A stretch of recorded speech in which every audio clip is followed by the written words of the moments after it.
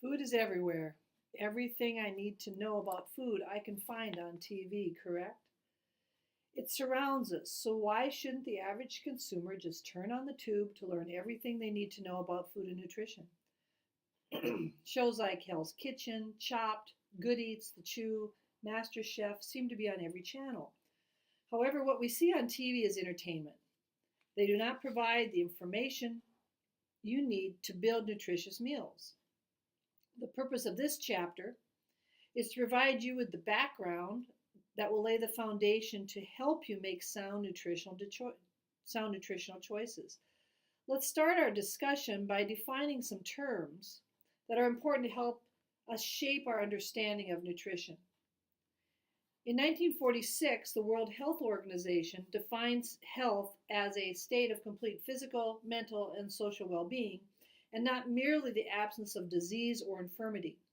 The key here is not merely the absence of disease.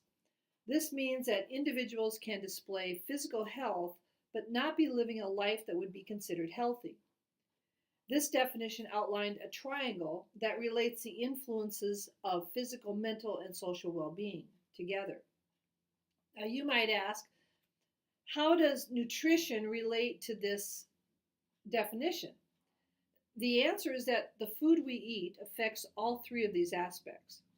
Your textbook lays out a great example. A teen with type 2 diabetes has a disease that is brought on by a poor diet. The disease first manifests itself with physical symptoms like increased urination, excessive thirst, and unexplained weight loss. In other words, the physical well being. Research has also revealed that these teens have impaired thinking and sometimes do not interact well with each other. Here we see the mental and social well being. So the bottom line, is that our nutritional decisions can affect many other parts of our well being. It is also important to remember that diabetes is one of the greatest health threats affecting the American population today. Let's take a look at a short video that outlines the symptoms of type 2 diabetes.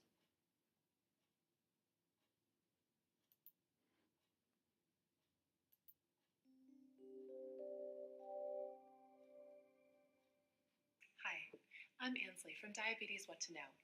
I'm here today to talk about the signs and symptoms of diabetes. Many people wonder if they have diabetes, and you may be wondering, what are the warning signs of diabetes? What's the first clue? Unfortunately, diabetes itself doesn't have any symptoms. I say unfortunately because if diabetes were as easy to recognize as the common cold, people would go to their doctor at the first sign of trouble. Instead, we can only look at the signs and symptoms of high blood sugar, which often don't occur until diabetes is already in place. Some of these symptoms include frequent urination. If you're going to the bathroom a lot at night and during the day, that could be a sign of diabetes. As blood sugar goes up, the body tries to get rid of that excess sugar through urine. Like most symptoms of high blood sugar, this increases slowly over a long period of time, which makes it easy for people to ignore it or get used to it. Excessive thirst. Feeling thirsty all the time is another common symptom of high blood sugar. Now, you may have thought that you were going to the bathroom all the time because you've been drinking so much water or soda or juice, but actually it's the other way around. High blood sugar causes you to go to the bathroom a lot, which dehydrates your body and makes you thirsty. And if you end up drinking sugary drinks like cola or sweet tea, it only makes things worse. Blurry vision is another symptom of high blood sugar. The dehydration I just talked about can actually dry out the lens of your eyes, and that affects your ability to focus. Once you get your blood sugar levels within your target range, though, your vision should improve. Another sign of diabetes is cuts or wounds on your body that are healing very slowly. That's because high blood sugar damages the body's healing systems. Other symptoms of high blood sugar are constant hunger, fatigue, dry, itchy skin, frequent yeast infections, frequent urinary tract infections, irritability, and headaches or difficulty concentrating. Look for several of these symptoms to indicate elevated blood sugars. It would be rare to see only one symptom from the list, and similarly, it's unlikely that you'd suffer from all the possible symptoms at once. Please don't delay going to the doctor if you suspect you might be suffering from high blood sugar. By the time these symptoms hit, your body is very sick. It's likely that you have diabetes, and ignoring the signs and symptoms isn't going to change that. But the good news is that early detection and treatment of diabetes can really reduce your risk of developing complications like heart disease or kidney failure. And remember, all the signs and symptoms are caused by the high blood sugar, not the diabetes itself, and these symptoms are temporary. Once your blood sugar levels are in range and stable, you're going to feel a million times better. If you'd like information about how to get your blood sugar levels in range, go to our website and enroll in our free email program. You can sign up right on our homepage. Thanks.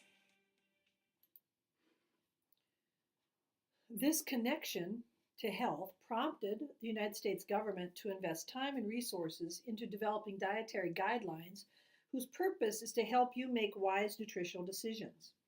The history of this development is interesting, and you can read more about this in your textbook. The result, however, is that Americans now have evidence-based nutritional information at their fingertips that can help guide them in their nutritional decisions. What are nutrients?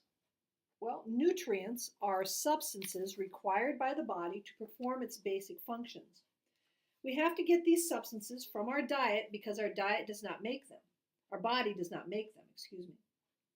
There are 6 classes of nutrients: carbohydrates, lipids, and proteins that are considered the macronutrients because we need them in large amounts. Minerals and vitamins are considered micronutrients because we need them in small amounts. Macronutrients provide us with calories. How many, you might ask? Well, carbohydrates provide us with 4 kilocalories of energy for every 1 gram we consume. Carbohydrates tend to be the body's first choice for the energy that gives us movement. Lipids provides us with more energy at 9 kilocalories per 1 gram of lipids. The main function of lipids is to store energy. Proteins provide 4 kilograms per 1 gram. It's interesting to note that the name comes from the Greek word meaning of primary importance. But it's also important to note that our body needs to build structures in the body, not to provide energy. Proteins become the last choice that the body goes to for energy production. Now let's watch a short video that shares some important information about these 6 nutrient classes.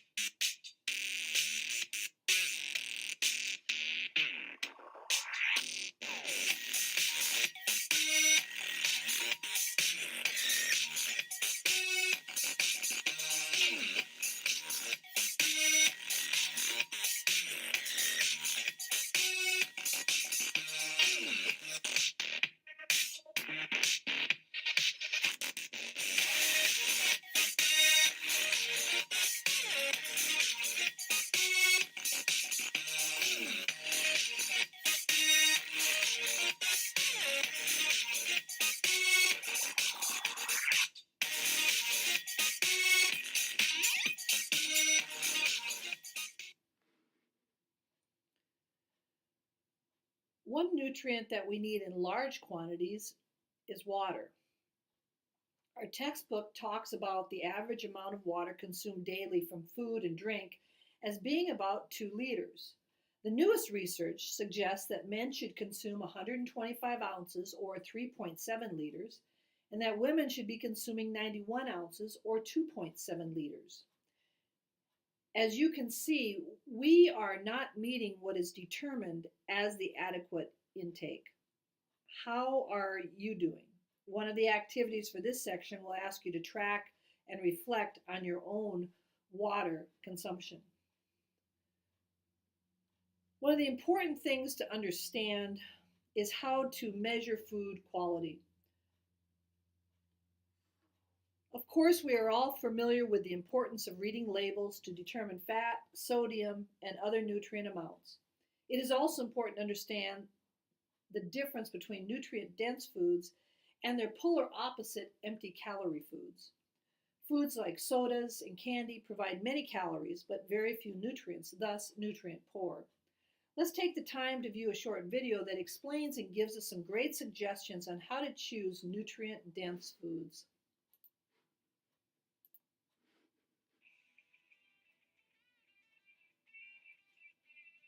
The nutrient density of foods is a factor related to the micronutrients in foods.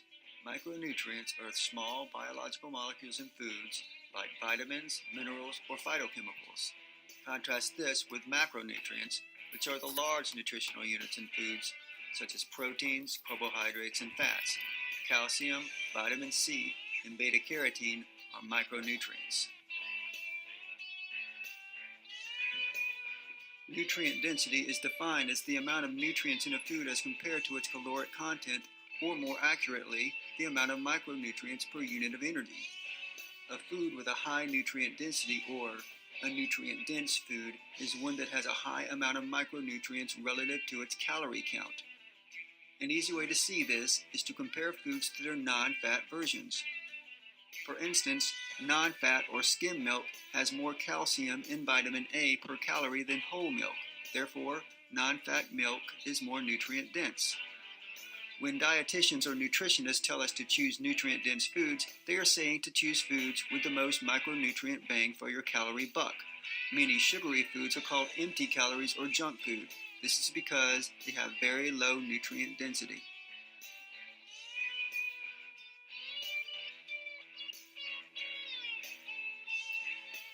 Sticking with calcium for our micronutrient of choice, let's ask whether cheddar cheese is more nutrient dense than non-fat milk. To be precise, we would compare the amount of calcium per 100 kilocalories or even 1,000 kilocalories of each item. 100 calories worth of cheddar cheese contains about 100 milligrams of calcium. Assuming it is not calcium fortified, 100 calories of non-fat milk contains about 366 milligrams of calcium. By this measure, we see that non-fat milk is more nutrient dense than cheddar cheese for calcium. Of course, we do not compare foods based on 100 calorie equivalents. We compare them based on a realistic serving. If we consider a serving of cheddar cheese to be 1.5 ounces, then that's around 170 calories and will yield around 300 milligrams of calcium. A serving of non-fat milk is usually considered 8 ounces or 1 cup. That is around 83 calories, also giving 300 milligrams of calcium. So, a serving of cheddar cheese contains more than twice the energy of the non-fat milk for the same amount of calcium.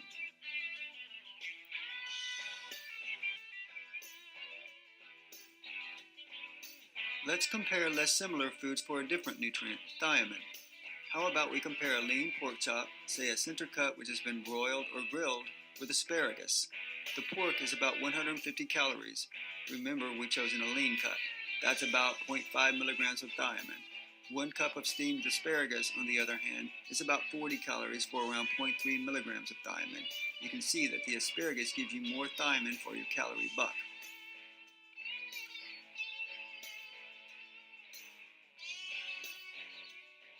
In general, plant foods will always be more nutrient-dense than animal foods, with certain notable exceptions such as iron and some other instances. Obviously, there is a problem with evaluating the nutrient density of foods by looking at one micronutrient. But when many common foods are compared, it is easy to see that the best way to achieve a nutrient-dense diet is to eat more servings of a variety of plant-based foods, including fruits, than meat or dairy products. Of course, there is more to nutrition than micronutrients. For instance, you need essential fatty acids like those from fish, nuts, and seeds. What understanding nutrient density allows you to do is to meet your micronutrient needs before reaching your maximum caloric intake, allowing you what is called discretionary calories.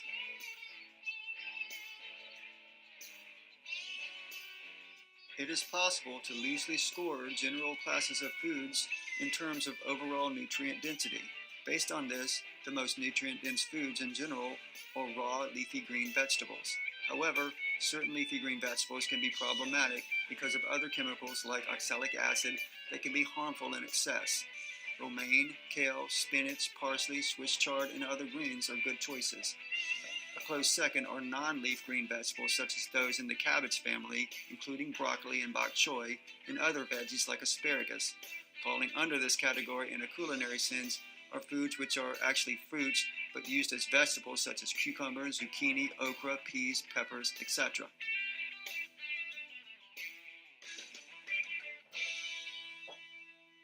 Still, nutrient density is not the only way to rank foods, and as mentioned, there are harmful chemicals in food as well.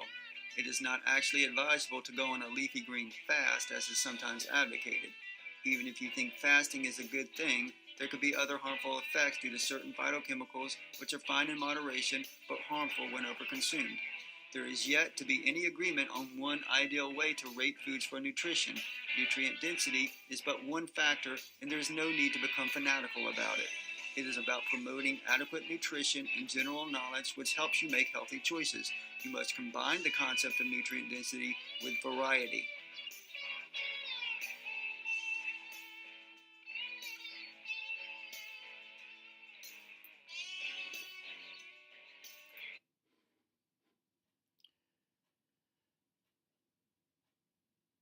We also hear a lot about supplements, and it's always important to understand that it's much better to get our micronutrients from food and not supplements. Foods are a rich source of these nutrients, and they should be our first choice in meeting those needs. Now, it's also very important to remember that there are other variables that affect our nutrition. A person's stage in life has an influence on our health and nutritional requirements. For example, when we are in our growth years, calcium is an important nutrient for bone building. Older adults and pregnant women also have specific nutrient needs that differ from the recommendations of the average adult. And let's not forget about the influence that your socioeconomic status plays on your nutrition and perhaps your nutrition decisions. The lower life expectancy of those of lower socioeconomic status has been related to heart disease, and the American Heart Association has stated that a healthy diet is related to heart health. It is also important to remember that place matters. When we speak of place, we need to look at the neighborhoods in the inner city where poverty is seen at alarming levels. Did you know that the concentration of fast food restaurants is higher in the inner city than in other areas? The significance is that eating at a fast food establishment can provide many calories at a low price, thus attracting those people who live at lower socioeconomic levels. Certainly, lifestyle habits also influence our nutritional health. Our eating habits have a great influence. For example, do you eat breakfast every morning? If not, you should, as it's one of the most important meals of the day. And how about your exercise patterns? A regular exercise regimen helps you burn those calories of excess that you have consumed during the day. Now, our textbook gives us a very good example of how all of these elements can interact and affect our health. The textbook discusses how the Pima Indians of southern Arizona and the Pima Indians that live across the border in Mexico are genetically and culturally similar, but yet display vast differences when comparing the health of the two populations. In America, the Pima Indians have the highest rate of obesity and type 2 diabetes compared to any other ethnic group. The Pima Indians that live in Mexico do not have these issues. Now let's take the time to view a short video that explains this higher diabetes risk among the American Pima Indians. Remember when I outlined how place matters when we discussed the concentration of fast food restaurants in the inner city? Here's another great example of that of that concept. So after the video, be sure to read your textbook for more information about these two populations.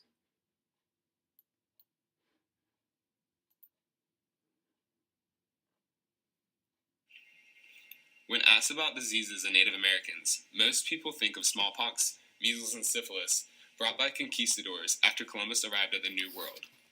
Few would think, however, of modern Native Americans living today that are challenged with living with a white man's disease. Unfortunately, many tribes are faced with conditions because of European and American interaction and intervention throughout history. Diabetes is among one of the most prevalent of these health problems among Native Americans today. Type 2 diabetes is a lifelong condition in which the pancreas doesn't produce enough insulin to keep blood glucose levels at a normal level. The body can't react to these low levels of insulin, the hormone that produces and controls blood sugars. Diabetes is greatly affected by diet, exercise, and genetics. The Pima Indians are a perfect example of a population that are predisposed in each of these three categories. The O'odham, the river people, have lived in the Sonoran Desert along the Gila River in modern-day southern Arizona and northern Mexico for at least 2,000 years. In the 1600s, Spanish conquistadors exploring the area for Spain renamed the tribe the Pima. The Pima were excellent farmers, utilizing the river through complex irrigation systems. Their native diet consisted of fiber and vitamin-filled foods like wheat, corn, beans, pumpkins, watermelon, squash, peas, and other healthy and natural grains. They were also renowned runners, working as cavalry scouts for the Spanish and later U.S. militaries. The Pima are also well known for their generosity towards and peaceful relationships with white traders and settlers, which historically has led to interactions with these settlers that have extended longer than other tribes in the United States. Huge changes began to hit the Pima, however, after Mexico won its independence from Spain in the year 1821. In 1846, Arizona was given to the United States after the Spanish-American War. Beginning in the 1870s, the American government began constructing irrigation routes away from the Pima and towards the farms and homes of the new white settlers. This led to a 40-year massive famine and widespread poverty among the Pima. The federal government eventually stepped in and began handing out canned and artificially manufactured foods on the reservation. This began the downward spiral of the Pima diet away from their healthy, traditional one in the Gila Indian River community. Things began looking up in the 1930s due to the construction of the Coolidge Dam on the Gila River, which created the San Carlos Reservoir. This new water source allowed the Pima to redevelop irrigation channels to allow them to go back to their agricultural roots. This led to more jobs and a bigger concentration on further developing the reservation into a strong community. This also, however, did not help any against the Pima fight against diabetes. The Pima of the Gila River Indian community have the highest prevalence of type 2 diabetes than any other ethnic group today. They have been working with the National Institute of Diabetes and Digestive and Kidney Disease for the past 30 years to help find causes and a cure for diabetes. The Pima are an excellent population to conduct research. Most Pima traditionally live on the reservation together and intermarry with other Pima, providing an isolated group for study. Why then are the Pimas so susceptible to diabetes? For one, modern tribal members are less physically active than their farmer and runner ancestors. Another reason is their diet.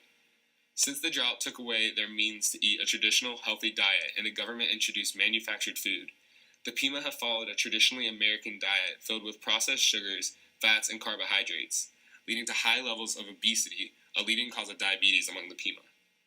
This fits in well with the theory of the presence of an inherited thrifty gene in the Pima. This gene was extraordinarily helpful in the past.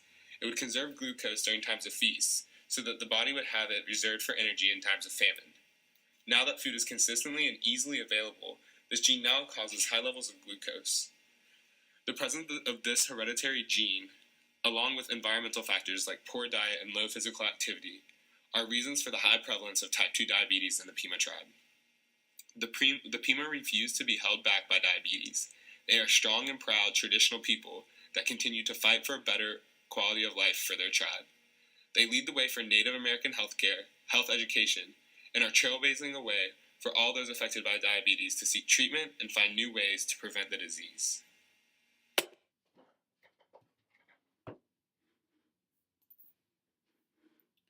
That provides a great example of how place sometimes matters. There are many variables that affect our choice of the food that we eat. Some of the influence include culture, religion, taste and texture, economics, and early food experiences, just to name a few. Be sure to visit your textbook to get a more detailed account of these influences and think about your own backgrounds and how they might be influencing what you eat. Coming up in the next section, we will be talking about numerous ideas to help you achieve a healthy diet.